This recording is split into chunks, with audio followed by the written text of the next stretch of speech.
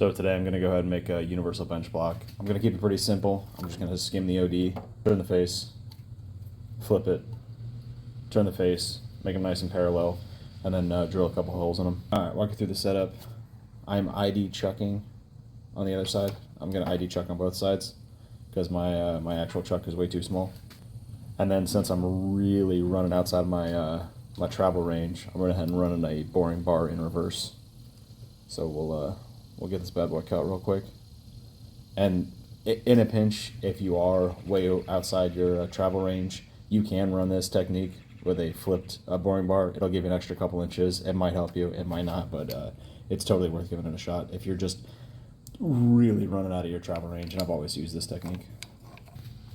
Let's get to it. I'm going to keep it a little on the slower side.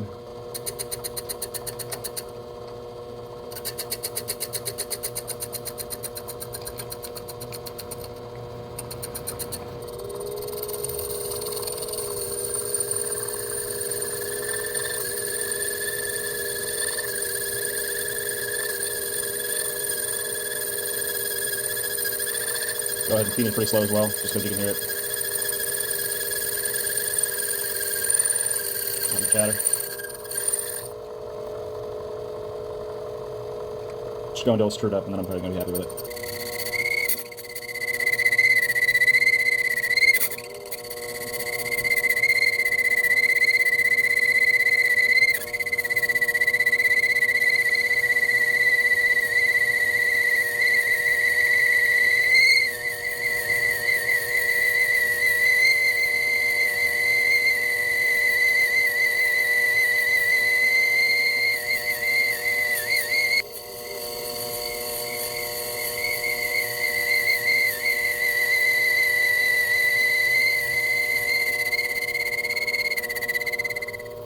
Easy. Ugh. Hate the smell of burning dough in the morning. Alright, it's looking pretty good right now, so I'm just going to do one more light pass and then I'm going to call it.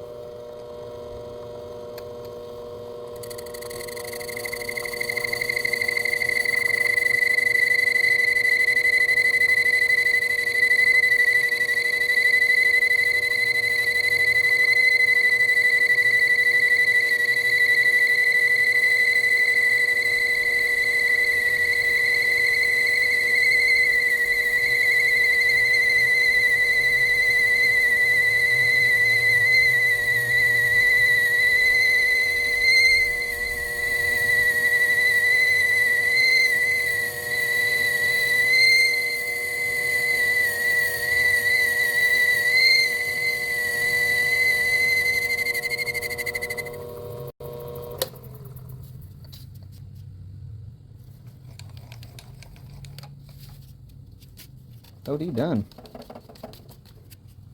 Alright, let's drew the face. I don't know how much I can get away with. What if I got a 45 set up? No. I think I'm just gonna hit the, I'm gonna run out of stroke range, so I can't really put 45 on these. I'm gonna hit them with a knife.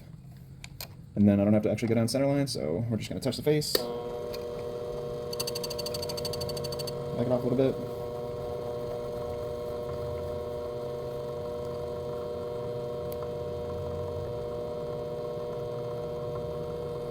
Back it off a little bit more. I don't want to throw this part for no reason.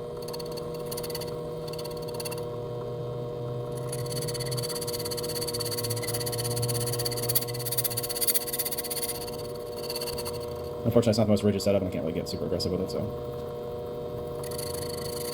gotta do what we gotta do.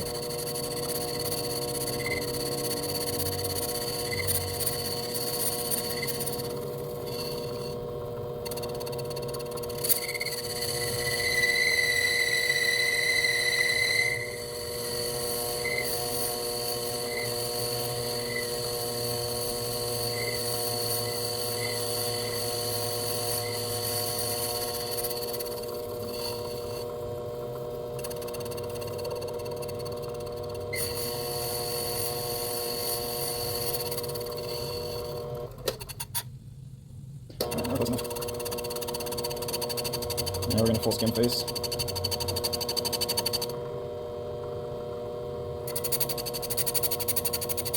Rinse and repeat until we're flat.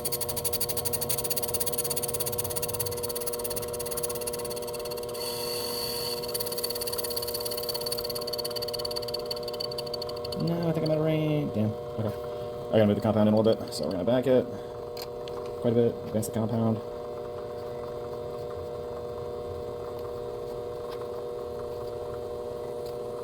We're gonna touch, go slow, back it all the way.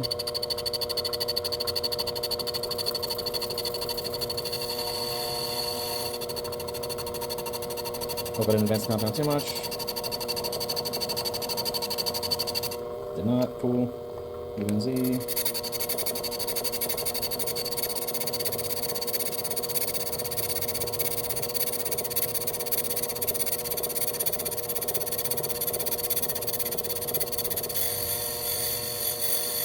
You can hear that sound difference when it's interrupted cut versus a solid cut.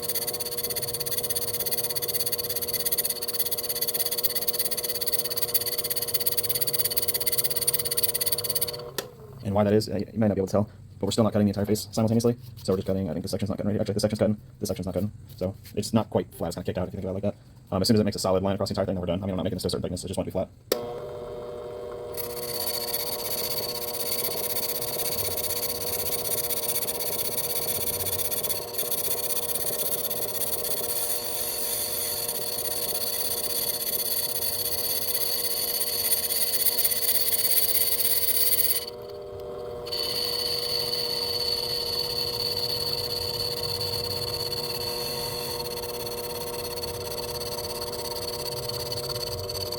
We're getting close.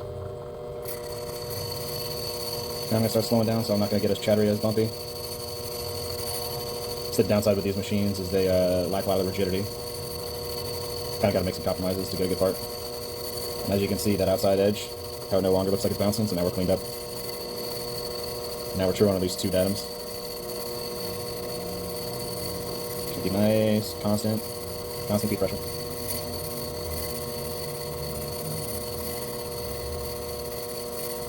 It's not strictly necessary, but I'm a little anal.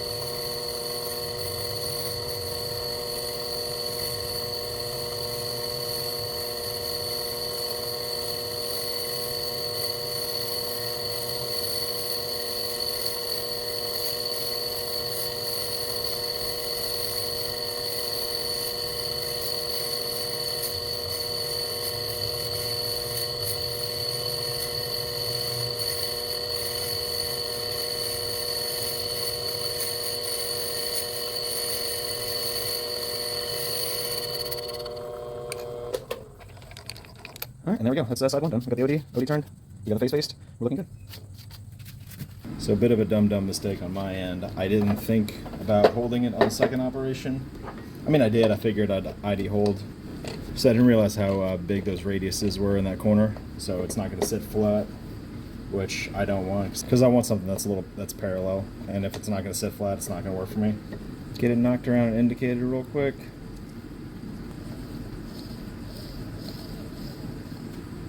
You set up its tighter shot.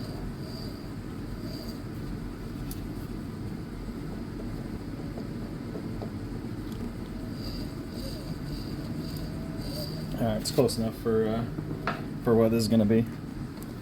Alright, let's run it.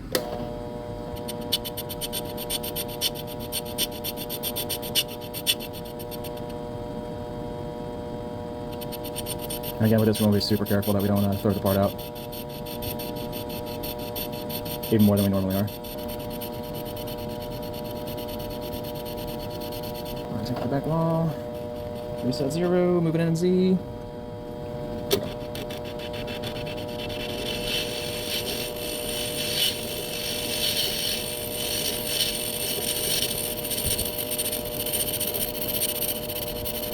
Now again, this step isn't super critical, because all I'm doing is making sure that pocket is deep enough so I can hold it from the jaws on the other side.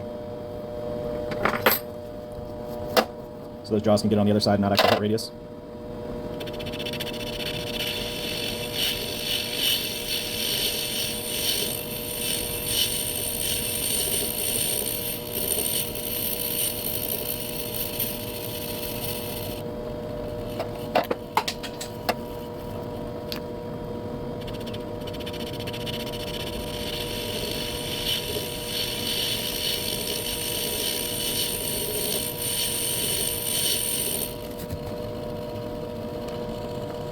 Alright, let's lock and focus. I don't want to keep refocusing, but...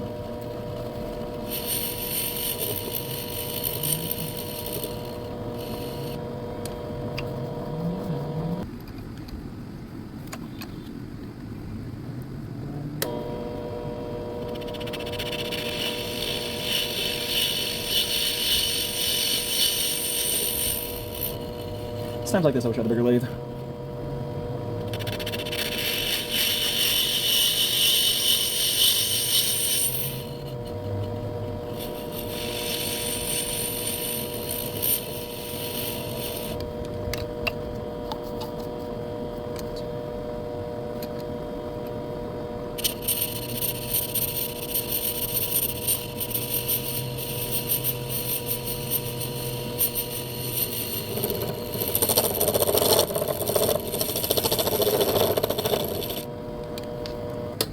Alright, I believe.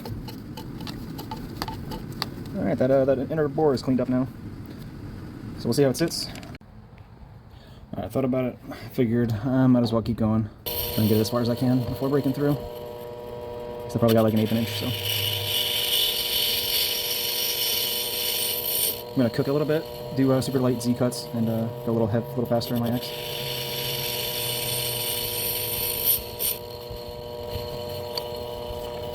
Oh, it's in the way.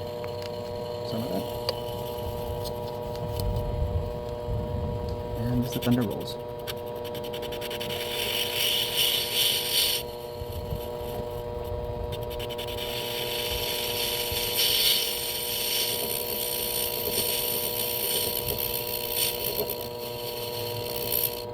And if you're curious of what type of insert I'm using a diamond, and I'm going to get that going. So, all right, we're about to hit the cross slide on the face of that. So, we actually will call it done here. What I want to do is go ahead and get it all trued up on the ID, all the way to that back wall. Let's go there now. Now so we straight push back to that back wall.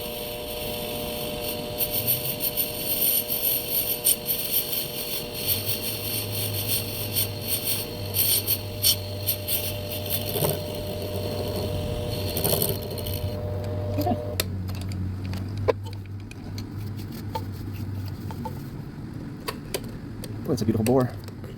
It sounded like garbage, but you know what? It looks good.